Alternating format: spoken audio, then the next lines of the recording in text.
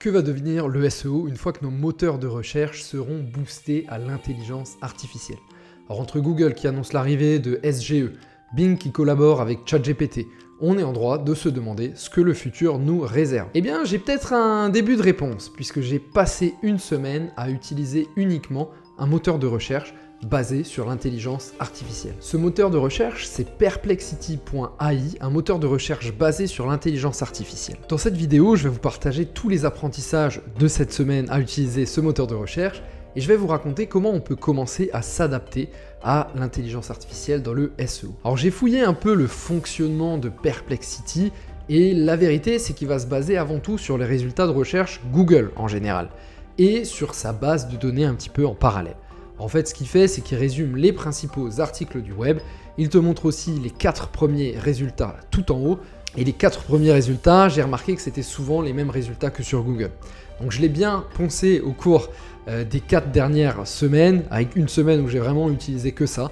Et je vais vous livrer les principaux apprentissages pour le SEO. Alors un petit disclaimer, c'est pas Google, rien ne dit que Perplexity ça va se développer dans les prochaines années. On ne sait pas ce qui va se passer avec Google SGE, Search Generative Experience. On va voir un peu ce qui va se passer. Mais en tout cas, l'idée c'est de découvrir un peu ce que l'IA peut avoir comme impact dans notre vie. Donc apprentissage numéro 1, les défauts et les erreurs d'information.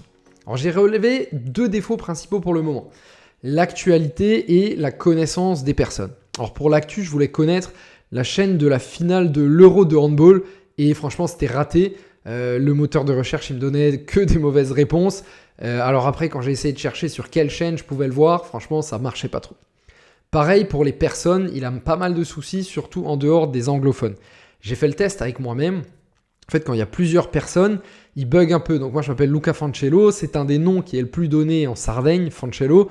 Et c'est un petit peu le bordel, surtout qu'il y a un peintre qui s'appelle comme moi, donc il a un peu du mal à reconnaître qui c'est. Apparemment le peintre il facture des trucs SEO, enfin c'est un peu difficile à savoir, et ça je vais en reparler à la fin de la vidéo, mais on va vraiment avoir besoin de devenir des entités, et pour ça à mon avis les plateformes de netlinking ont un bel avenir devant elles. Un autre point qu'il ne faut pas oublier, c'est qu'un moteur de recherche gagne de l'argent quand ils vendent de la publicité. Et donc, il va falloir que Perplexity soit vraiment très bon pour donner les bonnes réponses.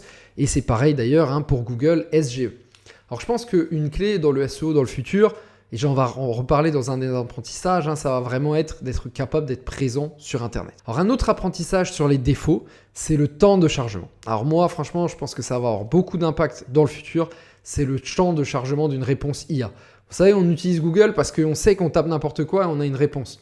Sur Perplexity, je vous le montre un peu en live, c'est quand même un petit peu lent quand on cherche quelque chose. Bref, là-dessus, je pense que les moteurs de recherche vont pas mal évoluer, je pense qu'ils vont être capables de donner des réponses beaucoup plus rapidement, mais en tout cas, on va voir un peu ce qui va se passer.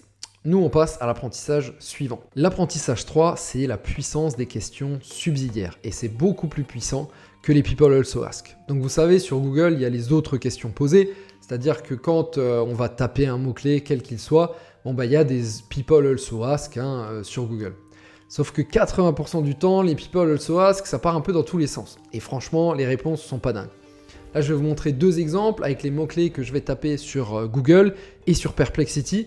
Et vous allez voir que le fait que Perplexity utilise des mots-clés et utilise surtout l'intelligence artificielle pour recommander des questions, c'est beaucoup plus clair. Vous voyez, si on tape Luca Fancello, il n'y a pas beaucoup de réponses sur Google. En revanche, quand on tape sur Perplexity, c'est beaucoup plus clair. Qui sont mes clients? Qui sont ces clients pour la prestation SEO? Vous voyez comme c'est puissant? Et ça, c'est vraiment intéressant. Ou alors, combien il facture? Quelles sont ses références? Quel est son niveau d'expérience SEO? Alors moi, il y a une première chose, c'est que niveau SEO, je trouve que ça va nous permettre de sacrément améliorer la qualité de nos contenus. Parce que vous savez, au lieu de rédiger nos textes, nos pages de vente, en se basant sur les People Also Ask, on va se baser sur des vraies questions utiles à l'utilisateur. Et ça, pour moi, c'est vraiment un très bon hack. Si vous essayez de vous positionner sur un mot-clé, vous tapez ce mot-clé sur Perplexity, vous regardez les questions subsidiaires qui viennent et vous ajoutez ces questions dans votre contenu. Vous allez avoir un contenu vraiment unique parce qu'en ce moment, tout le monde, comment ils font? Ils vont utiliser les People Also Ask et vous allez le faire un peu différemment. Apprentissage 4, le branding sera super important.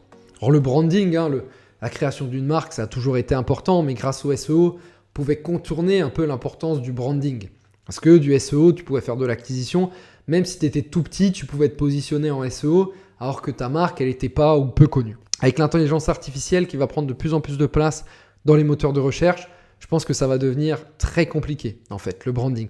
Parce que quand quelqu'un va taper Luca Fancello, et ben là, va falloir que ta marque soit une entité et que tu sois connu. Alors ça, il y a beaucoup d'anglophones qui l'ont déjà fait, hein.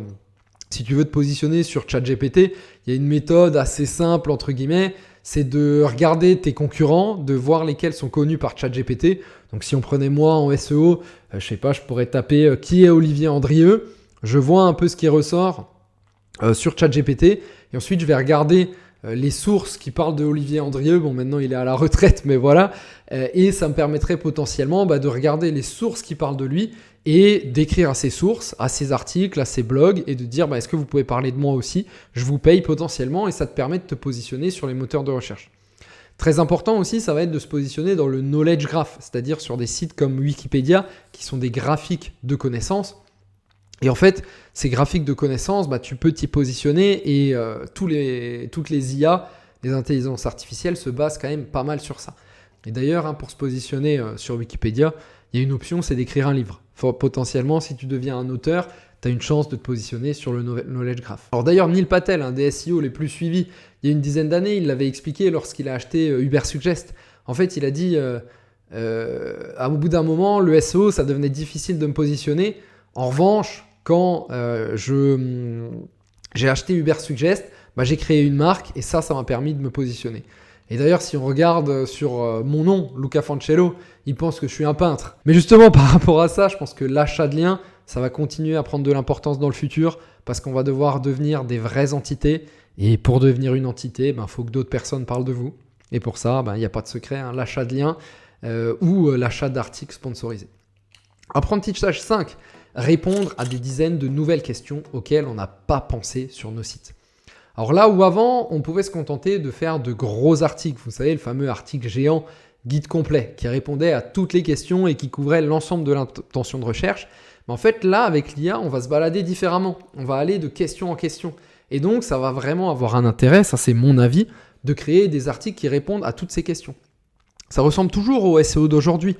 Augmenter la couverture de mots-clés, répondre à un maximum de questions que se posent nos utilisateurs. Sauf qu'avant, on allait le faire dans un gros article. Maintenant, je pense que de plus en plus, on va le faire sur plein d'articles différents et va falloir aller encore plus loin à ce niveau-là, avec potentiellement de vrais médias. Pourquoi pas avoir une équipe média en interne dans les entreprises? L'avantage pour ça, c'est que quand on a l'IA, aujourd'hui, ça nous permet de produire du contenu 2 fois plus vite. Apprentissage 6, là maintenant, on clique toujours sur le top 4. Alors déjà avant, si tu n'étais pas en top 3, c'était difficile. Mais alors là, avec l'IA, à mon avis, franchement, ça devient de plus en plus difficile d'avoir du trafic si tu n'es pas bien positionné. Alors déjà, Perplexity, ils affichent que 4 résultats. Google, à mon avis, je ne suis pas sûr qu'ils vont continuer à vie à afficher des dizaines de résultats. Ça coûte des serveurs, ça coûte plein de choses. Ça, c'est juste mon avis. Hein, c'est pas, faut le prendre avec des pincettes. Mais franchement, je pense que là, la présence dans les 4 premiers résultats, ça va devenir clé, que ce soit sur Google ou sur n'importe quel moteur de recherche. Et là, encore une fois, les backlinks, à mon avis, les signaux utilisateurs. Il faut savoir aussi que Perplexity, il aime beaucoup parler des sources et SGE fait pareil. Donc, il va vraiment falloir devenir une source crédible pour pouvoir être mis en avant. Apprentissage 7. Quand un visiteur viendra, il faudra être très bon pour le conserver. Parce que jusqu'à aujourd'hui, avec le SEO, on pouvait se contenter de faire venir du monde et à l'appel, un petit peu faire venir du nouveau monde. À la limite, c'était pas trop grave si un visiteur restait pas chez nous. On allait en récupérer un autre avec un autre mot-clé. L'affiliation, c'est un peu ça le système. Hein. C'est un système de rémunération où les SEO, on attirait du monde sur le site et on renvoyait un maximum de monde sur les sites des partenaires. Là, maintenant, ça va être un peu différent. Il va falloir progresser en funnel. Il va falloir être capable d'attirer du monde sur nos sites. Et en fait, avec les moteurs de recherche boostés à l'IA, on risque de voir une baisse de trafic organique. Et par conséquent, on aura moins de monde sur nos sites. Et là, va falloir, les personnes qui viennent, va falloir les convertir. Il va falloir apprendre à être bon pour travailler sur du funnel, choper des emails, créer d'autres médias. Pas que être présent sur Google, être présent partout, sur Facebook, sur LinkedIn, sur Insta et autres encore. Développer des articles agréables à lire aussi, avec des vidéos, des tableaux, des images personnalisées. ne plus prendre des images d'Unsplash, faire des trucs cohérents. Ça, je pense que ça va avoir beaucoup d'impact. Et bien sûr, hein, le branding, pour que les gens arrivent chez nous par notre marque et non pas par notre SEO, tout ça, ça va être des choses qui vont être clés. Et je pense que les SEO, on va gagner à s'intéresser à d'autres sujets et à devenir un peu plus multicanal et aussi à développer un peu nos compétences. On était déjà un peu des couteaux suisses avec tout ce qu'on faisait. Et puis là, il va falloir encore apprendre à avancer là-dessus. Et en conclusion, l'apprentissage 8, apprendre à avoir une approche média et une approche moins purement SEO acquisition. Ça, c'est un peu mon avis personnel sur le sujet. C'est un peu ce que j'ai fait dans toute la vidéo, vous allez me dire, mais bon, je vais continuer à le faire. Avec le SEO, on avait vraiment une approche assez acquisition, vous savez, assez classique de l'acquisition sur le web. Je vous rappelle le funnel AAR, la première partie de ce funnel, c'est l'acquisition. Et nous, on avait tendance vraiment à se focus sur ça. L'acquisition, pour faire simple, hein, c'est attirer du monde sur ton site. Et on nous demandait souvent en SEO d'amener plus de monde sur le site. Hein. C'était ça notre rôle. Et là, je pense que maintenant, le SEO va devoir s'insérer dans une approche plus globale. Il va falloir qu'on soit e-commerçant ou qu'on soit entrepreneur. Il va falloir réfléchir comme un média. Penser à attirer du monde à la manière d'un média. Apporter du monde sur notre site par différentes manières. Et pour ça, il va falloir créer des contenus de qualité, mais aussi peut-être réagir à l'actualité pour attirer des returning visitors, c'est-à-dire des gens qui vont revenir sur notre site. Peut-être par Google Discover, qui évolue beaucoup. Il ne faut plus penser uniquement en termes d'acquisition, mais il faut bien penser comme un média et donc penser à l'ensemble de la chaîne du tunnel de conversion. C'est tout pour cette vidéo, merci de l'avoir suivi. On se retrouve très vite, n'hésitez pas à tester perplexity.ai et je vous dis ciao ciao.